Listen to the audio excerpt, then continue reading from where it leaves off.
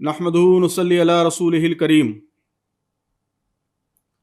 محترم دوستو، ادارہ تحقیق و تصنیف اسلامی علی گڑھ کے کیمپس میں اس اسٹوڈیو کا افتتاح کرتے ہوئے مجھے بے حد مسرت ہو رہی ہے۔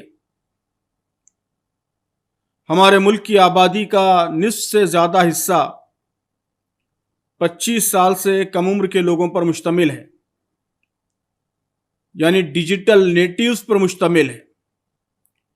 اس نسل کو ایڈریس کرنے کے لیے ضروری ہے کہ انٹرنیٹ پر ہماری موجودگی یعنی ہمارے ڈیجیٹل فٹ پرنٹس بڑھیں۔ آج فیس بک کے استعمال کرنے والوں کی تعداد 2.5 بلین، جبکہ یوٹیوب کے یوزرز کی تعداد 2 بلین سے تجاوز کر چکی ہے۔ یعنی فیس بک یا یوٹیوب اگر ملک ہوتے تو دنیا کے سب سے بڑے ملک ہوتے۔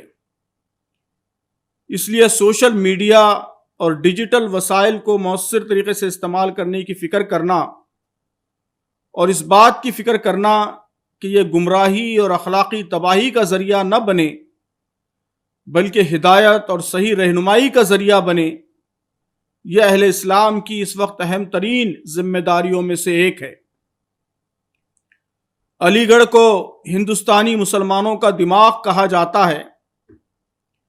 ادارہ تحقیق و تصنیف اسلامی یہ تحریک اسلامی کا سب سے اہم اور سب سے معتبر علمی و تحقیقی ادارہ ہے۔ اس اعتبار سے یہ بھی کہا جا سکتا ہے کہ تحریک اسلامی کے دماغ کا مرکز بھی علی گڑھ ہے۔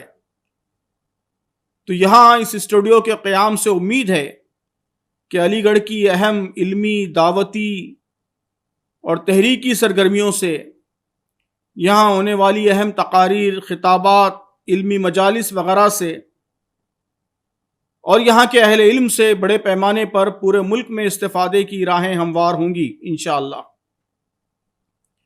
میں اس مسئلے کی طرف برابر توجہ دلاتا رہا ہوں کہ انٹرنیٹ پر اہل اسلام کی سنجیدہ تعمیری آوازیں کمزور ہوتی جا رہی ہیں۔ غیر سنجیدہ اور غیر معتبر پوسٹوں اور ویڈیوز کی الغار بہت بڑھ گئی ہے۔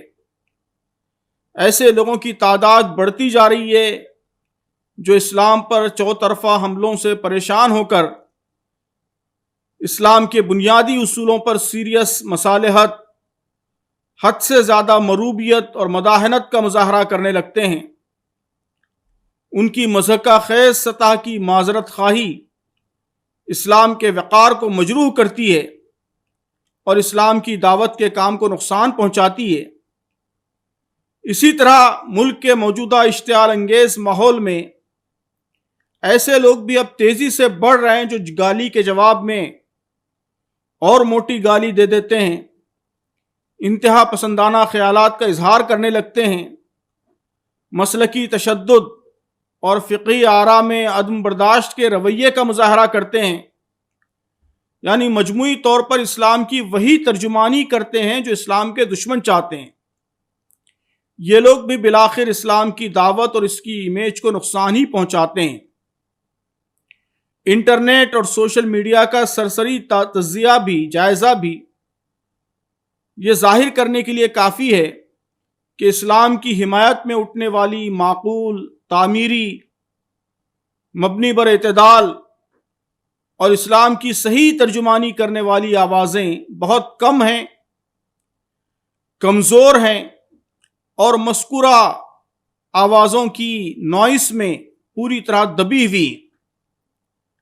ان حالات میں اس اسٹوڈیو سے امید ہے کہ علی گڑھ کے سنجیدہ اہل علم و دانش کی سرگرمی بڑھے گی، ان کی باوقار آواز سوشل میڈیا پر بلند ہوگی اور ان کی چیزیں میڈیا میں آنے لگیں گی۔ ایسا ہوگا تو انشاءاللہ اس سے اس منظرنامے کو بدلنے میں مدد ملے گی۔ سوشل میڈیا میں سرگرم ہمارے نوجوانوں کی سرگرمیوں کو بھی ڈائریکشن ملے گا، رخ ملے گا۔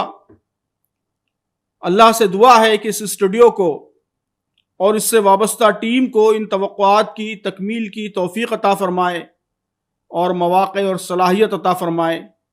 آمین۔ والسلام علیکم ورحمۃ اللہ وبرکاتہ۔